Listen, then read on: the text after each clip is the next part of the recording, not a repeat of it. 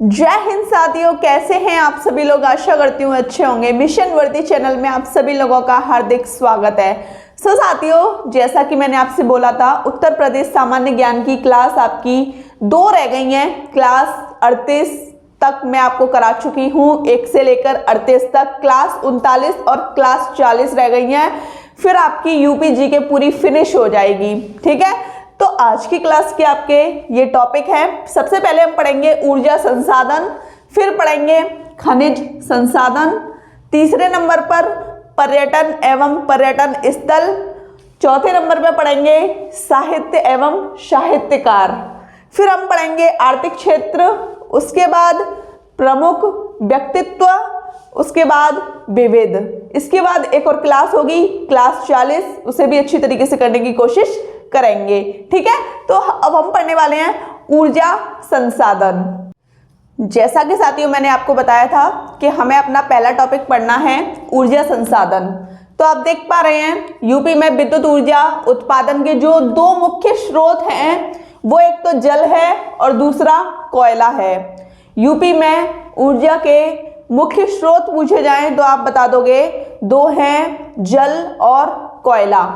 तो 1 और 2 याद आ रहे होंगे, पहला और लास्ट वाला आपको। हरद्वागंज ताप विद्युत संयंत्र मैंने आपको लिखाया था, ये अलीगढ़ में है। इसकी स्थापना 1942 ईस्वी में की गई थी। राज्य की सबसे पुरानी विद्युत संयंत्र है ये, विद्युत गृह है ये। ठीक है, कौन सी? हरद्वागंज ताप विद्युत गृह। दूसरा है कि ओबरा ताप विद्युत संयंत्र किस नदी पर है, तो आप बताओगे रिहंद नदी पर है। अगला है अनपरा ताप विद्युत संयंत्र, ये भी आपके सोनभद्र में है। पारीछा ताप विद्युत संयंत्र झांसी में है। पनकी ताप विद्युत संयंत्र कानपुर में है। बिल्हौर ताप विद्युत संयंत्र आपके ये भी कानपुर में है। पनकी बिल्हौर दोनों कानपुर में है। ठीक है, परमाणु विद्युत संयंत्र कहाँ पर है? बुलंदशहर के नरौरा में है। यूपी का एकमात्र परमाणु विद्युत संयंत्र है आपका परमाणु विद्युत संयंत्र। ठीक है, आपका 8वां पॉइंट है दादरी ताप विद्युत परियोजना आपकी गौतम बुद्ध नगर में है। ठीक है, अगर आपको दादा दादी से मिलना है तो गौतम बुद्ध नगर जाइए। दादरी से मैंने बना दिया, दादा दादी से मिलना है तो गौतम बुद्ध नगर जाइए। आंवला वाला तो आपको बहुत पहले से याद है, आंवला ताप विद्युत परियोजना बरेली में है। ऊंचाहार ताप विद्युत परियोजना रायबरेली में है। सोनाली, आप रायबरेली की हो, रायबरेली का जो नाम है आपको ऊंचा रखना है। ठीक है, सुपर शक्ति ताप विद्युत परियोजना सोनभद्र और रोजा ताप विद्युत परियोजना शाहजहाँपुर। शाहजहाँ डेली रोजा रखता है, ऐसे याद कर लो इसे। ठीक है, घाटमपुर ताप विद्युत परियोजना कानपुर नगर में है। माता टीला ताप विद्युत परियोजना ललितपुर में किस नदी पर है? बेतवा नदी पर है। रिहंद ताप विद्युत परियोजना, ये तो आपको बहुत पहले से याद है, सोनभद्र के पीपरी में है, रिहंद नदी पर है। खारा जल ताप विद्युत परियोजना सहारनपुर में यमुना नदी पर है। राजघाट ताप विद्युत परियोजना ललितपुर में है। 18वां पॉइंट है आपका तांडा ताप विद्युत केंद्र कहाँ पर है? अंबेडकर नगर में है। 19 और 20 देख लीजिए। मेजा संयुक्त ताप विद्युत गृह और 12 संगम ताप विद्युत गृह कहाँ पर है? प्रयागराज में है। दूसरा टॉपिक हम लोग पढ़ने वाले हैं खनिज संसाधन। खनिज संसाधन में आप देख लीजिए, यूपी में खनिज मुख्यतः विंध्य क्रम की चट्टानों में पाया जाता है। खनिज किन चट्टानों में पाया जाता है? विंध्य क्रम की चट्टानों में पाया जाता है। अब हम पढ़ेंगे चूना पत्थर के बारे में। चूना पत्थर के संचित भंडार की दृष्टि से यूपी का देश में कौन सा स्थान है? तो दूसरा स्थान है। ठीक है, समझ गए, यूपी का कौन सा स्थान है? दूसरा स्थान है। चूना पत्थर कहाँ कहाँ पाया जाता है? सोनभद्र के कजराहट में और मिर्जापुर में। ये मैं यूपी का बता रही हूँ। ठीक है, अब हम पढ़ेंगे बॉक्साइट के बारे में। एल्यूमिनियम का अयस्क है। बॉक्साइट किसका अयस्क है? एल्यूमिनियम का अयस्क है। बॉक्साइट कहाँ कहाँ पाया जाता है? ललितपुर में, चंदौली में, बांदा में, चित्रकूट में। साथियों, अब हम लोग पढ़ते हैं कोयला के बारे में। भंडारण की दृष्टि से प्रदेश का देश में 8वां स्थान है। भारत में अपने यूपी का कौन सा स्थान है? भंडारण की दृष्टि से 8वां स्थान है। और ये कहाँ पाया जाता है? सोनभद्र के सिंगरौली में कोयला पाया जाता है। ठीक है। और अगला पढ़ेंगे हम सिलिका सैंड, इसे हम कांच बालू भी कहते हैं। यूपी का दूसरा स्थान है। देश में यूपी का कौन सा स्थान है? कांच बालू में दूसरा स्थान है। गंगा व यमुना नदी से कांच बनाने योग्य कांच बालू प्राप्त किया जाता है। अब हमको पढ़ना है डोलोमाइट के बारे में। डोलोमाइट कहाँ कहाँ पाया जाता है? सोनभद्र के कजराहट में और बांदा जिले में। ठीक। एस्बेस्टस देख लीजिए, ये झांसी और मिर्जापुर में पाया जाता है। खनिज संसाधन में अब हम लोगों को पढ़ना है सोने के बारे में कि सोना जो है किन किन नदियों में पाया जाता है, किन किन नदियों के बालुओं में पाया जाता है। ये शारदा तथा रामगंगा नदियों के बालू में पाया जाता है आपका सोना। इन नदियों में चले ना जाना, ठीक है। पता लगा कि सोना ढूंढने के लिए चले ही गए। साथियों, अब हम लोग पढ़ने वाले हैं पर्यटन एवं पर्यटन स्थल के बारे में। तो आप देख लीजिए कि यूपी में जो पर्यटन विभाग की जो स्थापना की गई थी वो किस सन में की गई थी? 1956 ईस्वी में पर्यटन विभाग की स्थापना की गई थी। और पर्यटन को उद्योग का दर्जा कब दिया गया? 1998 ईस्वी में। यूपी में पर्यटन पुलिस की स्थापना कब की गई? 2000 से 2001 ईस्वी में। इसको समझ लीजिए, आप कहोगे कि ये 2 सन कैसे लिख दी? जैसे दिसंबर 2000 में कोई काम पूरा हो गया, ठीक है, लेकिन वह लागू हो गया 1 जनवरी में, 1 जनवरी में या जनवरी के किसी भी समय में, तो उस वजह से ऐसे इन सनों को लिख दिया जाता है। अगला पॉइंट है आपका काशीराम पर्यटन प्रबंधन संस्थान कहाँ पर है? तो ये लखनऊ के चिन्हट में है। इसका जो उद्देश्य है, इस संस्थान का उद्देश्य है पर्यटन में रोजगार के लिए प्रशिक्षण देना, कि जितने भी लोग हैं उन्हें रोजगार के लिए शिक्षित करना और प्रशिक्षण करना, ट्रेनिंग देना। ठीक है। देखो, काशीराम पर्यटन प्रबंधन संस्थान लखनऊ पड़ा।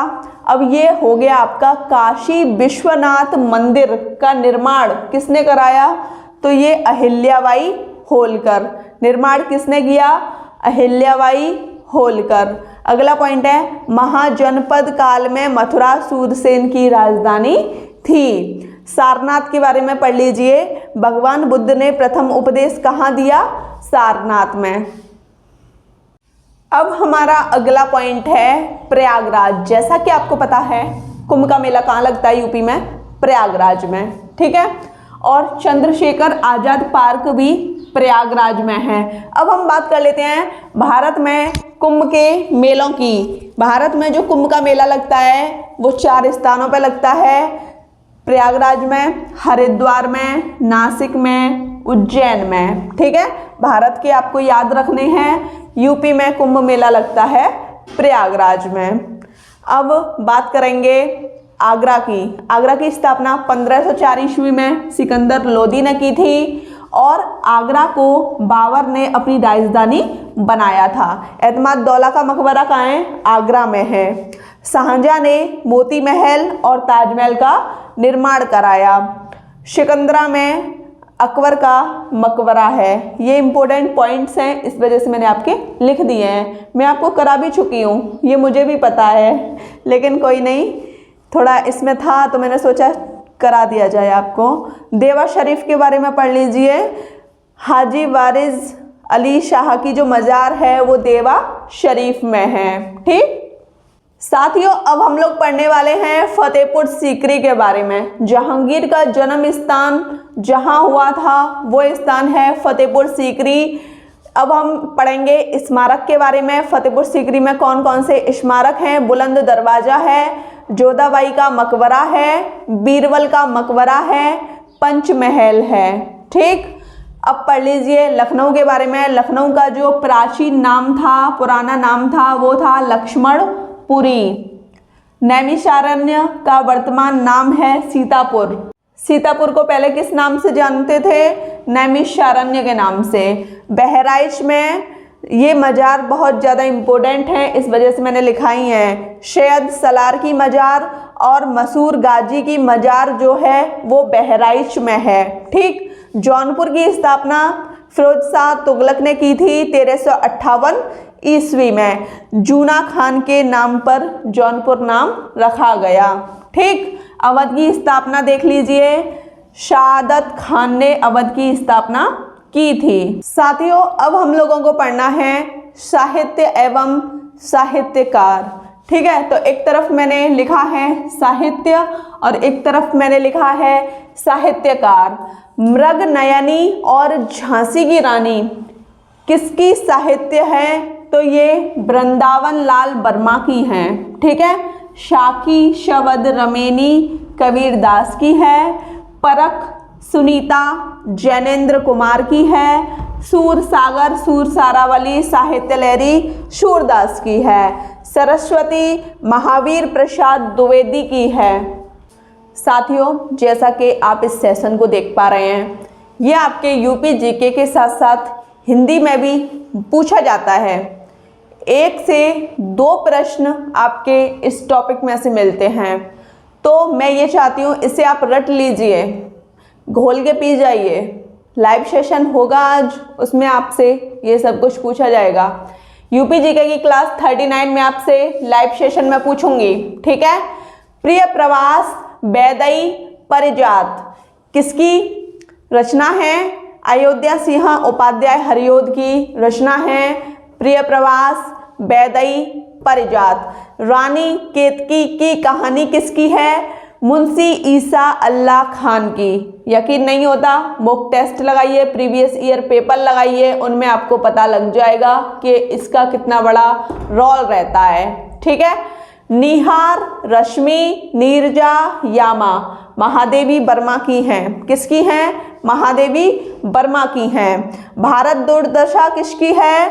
भारतेंदु हरिश्चंद्र की है। साथियों, अब आपको पढ़ना है साकेत यशोधरा जयद्रथ वध भारत भारती। ये किसकी हैं? ये किसकी रचनाएं हैं? मैथिली शरण गुप्त की है। और मैं आपको एक बात बता दूं, मेरे जो पेपर में आया था वो आया था जयद्रथ वध।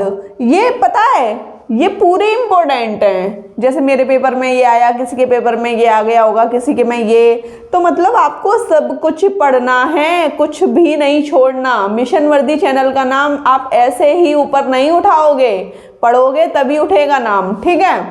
पद्मावत अखरावट आखिरी कलाम मलिक मोहम्मद जायसी की है। बाणवट्ट की कथा किसकी है? ये है हजारी प्रसाद द्विवेदी की। कामायनी तितली ध्रुव स्वामिनी जयशंकर प्रसाद की है। गोदान गवन सेवा सदन कर्मभूमि ये रचनाएं हैं। और रंगभूमि क्या है? उपन्यास है। ये किसकी हैं? मुंशी प्रेमचंद्र की हैं। साथियों, आपकी साहित्य एवं साहित्यकार की क्लास 4 का लास्ट पॉइंट बचा है कि मुंशी प्रेमचंद्र की कौन कौन सी कहानियां हैं। तो देख लीजिए, पंच परमेश्वर है, पूस की रात है और नमक का दरोगा है। साथियों, अब हम पढ़ेंगे उत्तर प्रदेश के आर्थिक क्षेत्र के बारे में। ठीक है। तो नियोजन विभाग के आधार पर, नियोजन विभाग के अनुसार यूपी को 4 आर्थिक क्षेत्र में बांटा गया है। कितने आर्थिक क्षेत्रों में? 4 आर्थिक क्षेत्रों में। आर्थिक क्षेत्र को आर्थिक संभाग भी आप बोल सकते हैं। ठीक है। देख लीजिए कौन कौन से हैं। पूर्वी क्षेत्र, पश्चिमी क्षेत्र, केंद्रीय क्षेत्र, बुंदेलखंडीय क्षेत्र। अब वो आपसे पूछेगा कि बताइए पूर्वी क्षेत्र में कितने जिले हैं, तो आप बता दोगे 28 हैं। पश्चिमी क्षेत्र में कितने जिले हैं? 30 हैं। और आपके केंद्रीय क्षेत्र में 10 हैं। बुंदेलखंडीय क्षेत्र में 7 जिले हैं। ठीक है। सबसे ज़्यादा किस क्षेत्र में जिले हैं? तो आप बताओगे पश्चिमी क्षेत्र में 30, सबसे कम बुंदेलखंडीय क्षेत्र में 7। ठीक है। अगला पॉइंट है, सबसे ज़्यादा विकसित आर्थिक क्षेत्र कौन सा है? जो सबसे ज़्यादा विकसित है तो वो पश्चिमी क्षेत्र है। और सबसे कम विकसित आर्थिक क्षेत्र है आपका पूर्वी क्षेत्र। अगला पॉइंट है, यूपी में जो सर्वाधिक प्रति व्यक्ति आय वाला जिला है वो गौतम बुद्ध नगर है और सबसे कम प्रति व्यक्ति आय वाला जिला आपका बलरामपुर है। साथियों, अब हमको पढ़ना है प्रमुख व्यक्तियों के बारे में जिनका जन्म यूपी में हुआ और यूपी से संबंधित हैं। तो ये आपकी क्लास 6 है, ठीक है। प्रमुख व्यक्तित्व, सबसे पहले पढ़ेंगे गौतम बुद्ध के बारे में। तो इनका जन्म 563 ईसा पूर्व सिद्धार्थ नगर के लुम्बिनी में हुआ था। 563 ईसा पूर्व सिद्धार्थ नगर जिले के लुम्बिनी में हुआ था। और ये किस कुल के थे? ये शाक्य कुल के थे। इनके पिता का नाम सुद्धोधन और माता जी का नाम महामाया, ठीक। और इनके एक पुत्र था जिसका नाम था राहुल। इनकी जो पत्नी थी वो यशोधरा थी। गौतम बुद्ध ने 29 वर्ष की आयु में ही घर को त्याग दिया था।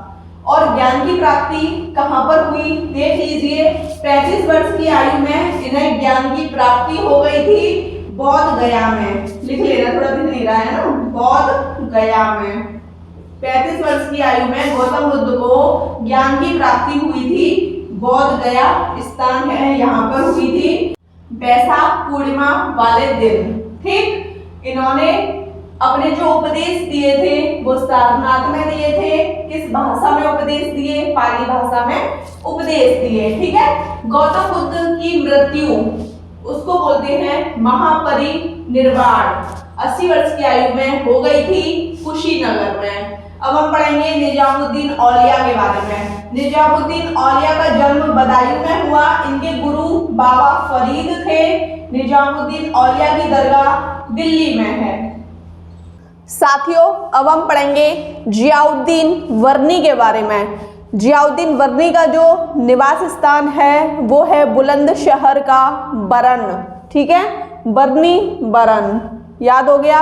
अबुल फजल का जन्म आगरा में हुआ था 1550 ईस्वी में। अबुल फजल के पिता का नाम शेख मुबारक अकबर के नवरत्नों में से एक थे। अबुल फजल, ठीक है। अबुल फजल की हत्या किसने की? वीर सिंह बुंदेला ने। किसने? वीर सिंह बुंदेला ने अबुल फजल की हत्या की। अबुल फजल की रचनाएं ये अक्सर पेपर में आती रहती हैं। आईने अकबरी है और अकबर नामा है। अब आपको पढ़ना है राजा टोडर मल के बारे में। तो आप देख लीजिए, इनका जन्म हुआ था सीतापुर के लहरपुर में और अकबर के दरबार से पहले ये किसके दरबार में थे? तो ये शेरशाह के दरबार में थे राजा टोडरमल, ठीक। बीरबल के बारे में देखिए। बीरबल का जन्म जालौन के कालपी में हुआ। इनका जो मूल नाम था महेश दास था। बेगम हजरत महल का जन्म फैजाबाद में हुआ।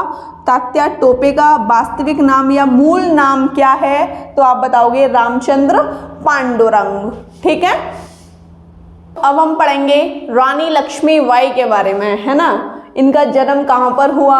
वाराणसी में इनका जन्म हुआ था। इनकी बचपन का नाम था मनु, छबीली और मणिकर्णिका, ठीक है। तीनों नाम आपको अपने दिमाग में रखने हैं बहुत अच्छी तरीके से। इनके पिताजी मोरोपंत थे और माताजी भागीरथी, ठीक। इनका जो विवाह हुआ था, इनके जो पति थे वो गंगाधर राव थे और इनके जो दत्तक पुत्र थे उनका नाम था दामोदर राव। मंगल पांडे के बारे में जान लीजिए। जैसा कि आपको पता है कि मैंने ये क्लास करा दी है, लेकिन फिर भी आपका रिवीजन हो जाए उसके लिए मैं आपको करा रही हूँ। एक भी चीज़ रहे नहीं, जहाँ कुछ भी रह गया हो वो इस सेशन में हो जाएगा, ठीक है। मंगल पांडे के बारे में जानिए। इनका जन्म बलिया में हुआ था। 1857 के प्रथम शहीद जो क्रांति हुई थी ना 1857 की, उसमें जो प्रथम व्यक्ति शहीद हुए थे वो थे मंगल पांडे। मदन मोहन मालवीय, इनका जन्म हुआ था प्रयागराज में।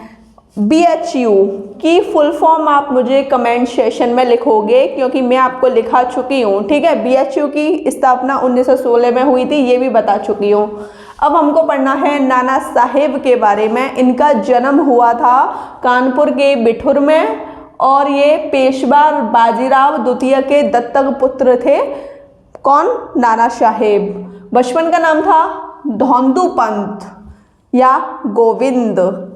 कानपुर में 1857 की जो क्रांति हुई थी उसका नेतृत्व किया था नाना साहेब ने। चंद्रशेखर आज़ाद के बारे में पढ़ लीजिए। इनका जन्म मध्य प्रदेश में हुआ था, लेकिन ये मूल निवासी कहाँ के थे? ये उन्नाव के मूल निवासी थे। चंद्रशेखर आज़ाद पार्क को अल्फ्रेड पार्क भी कहते हैं। ये सब कुछ लिखा चुकी हूँ, जैसा कि जिन्होंने क्लास को अच्छी तरीके से लिया होगा वो बहुत खुश हो रहे होंगे कि ये तो हमको आता है। अब हम पढ़ेंगे लाल बहादुर शास्त्री के बारे में। इनका जन्म हुआ था मुगल सराय में। ठीक है, स्क्रीनशॉट ले लीजिए। साथियों, आपको क्लास 39 कैसी लगी मुझे कमेंट सेक्शन में बताइएगा। वीडियो अच्छी लगी हो तो चैनल को सब्सक्राइब कीजिए, लाइक कीजिए, शेयर कीजिए। जैसा कि आप सोच रहे होंगे दीदी आपने 7वें नंबर पे विविध भी लिखाया था, वो भी करा दीजिए। तो विविध मैं आपको आज नहीं करा रही, उसके लिए सॉरी। क्लास 40 आएगी, एक क्लास होगी अब बस लास्ट, उसके बाद आपकी यूपी जीके पूरी फिनिश। तो अच्छी तरीके से आपको क्लास 39 को करके आना है। आज लाइव सेशन में पूछूंगी 8 बजे, शाम को 8 बजे मैं आपको लाइव सेशन में इस क्लास को पूछूंगी। उम्मीद करूंगी कि आप मेरी उम्मीदों पे खरे उतरेंगे। तो आज की वीडियो में इतना ही। जय हिंद।